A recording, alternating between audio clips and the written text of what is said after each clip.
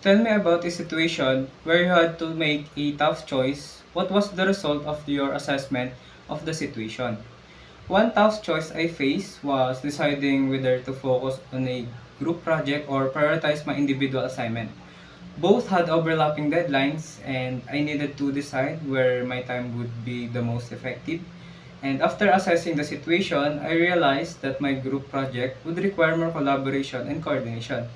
So I dedicated more time to it while breaking down my individual tasks into manageable pieces. And the result was that I was able to contribute effectively to the group and submit my individual assignment on time, maintaining a balance between both responsibilities. Give an example of a project or assignment where you had to compile data from multiple sources. How did you decide which reference to trust? So like in our research project before, I had to gather data from multiple sources such as academic journals, books, and credible online platforms to decide which reference to trust. I prioritize peer-reviewed articles, research papers from well-known universities, and publications from reputable organizations. I also cross-check the information across different sources to ensure consistency and accuracy.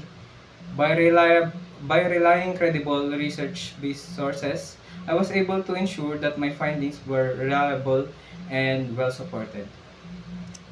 Could you provide an instance where you enhance a procedure or solve a problem using digital tools or media? What effect did it have?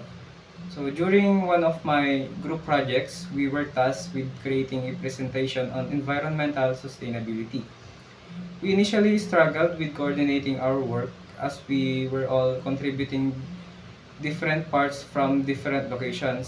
So I suggested using Google Drive and Google Slides to streamline collaboration. This allowed this allowed us to work on a presentation simultaneously, track changes in real time, and ensure consistency across all sections.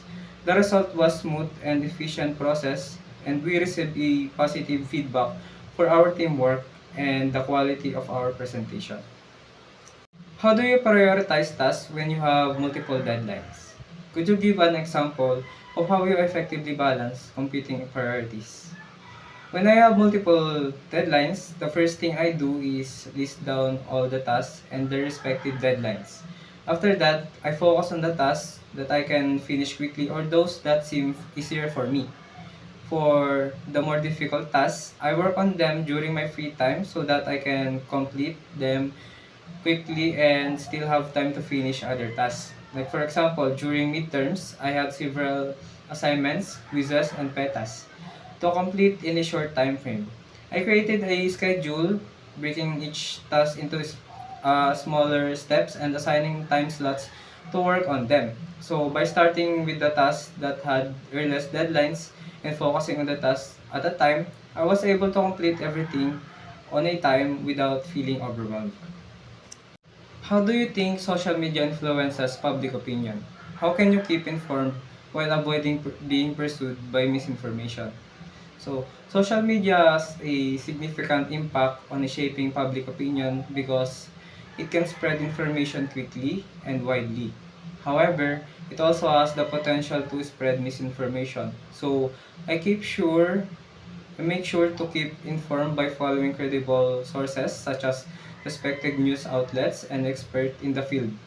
I also cross-check information across multiple platforms and always verify the credibility of sources before accepting or sharing content. By doing so, I can stay informed while avoiding being swayed by unreliable and biased information. Describe a situation where you had to adapt quickly to a change in plans. How did you handle it? During a group project presentation before, we had initially planned to present our findings in person. However, due to unforeseen circumstances, the presentation had to be switched to an online format just a few days before the deadline. To adapt, I quickly suggested using a collaborative platform like Google Slides for the presentation and arrange a video call to rehearse together. I also assigned specific sections to each group member, ensuring that everyone could contribute effectively. This quick shift allowed us to complete the project smoothly and deliver a well-coordinated presentation on time.